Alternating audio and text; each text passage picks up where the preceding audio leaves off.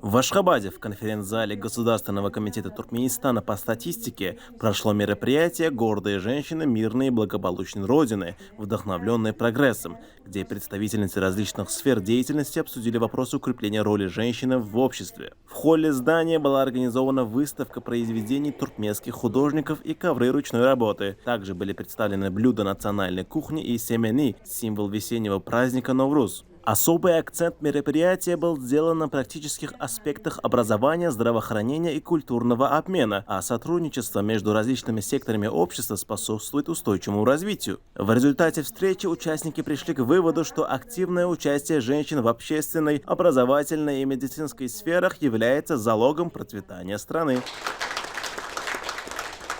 Qadimda da ata-babalarimizdan bir biziň gyýyr gelinlerimizin merdanalygy, olaryň bir zähmet söýürlügi, watany wepadarlygy, hatda özüniň watany üçin biziň zenanlarymyzyň taryhy keşfini, taryha sersalanmazda bir at üstüne çykyp watany goran zenanlarymyzyň bardygyny görmek bolýar. Ine şeýle de türkmen zenanynyň bir edebi ekramy diýilende biziň mehriban käbämiz oglaba dejen gözüňmize getirýär.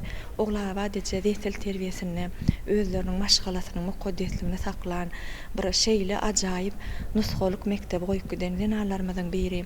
Gahrman arkadamyzyň ene tagdim mukaddesiga tagdimatly eserine de öz käbäsiniň keşfini janlanýan setirlerini aýdanynda eýem.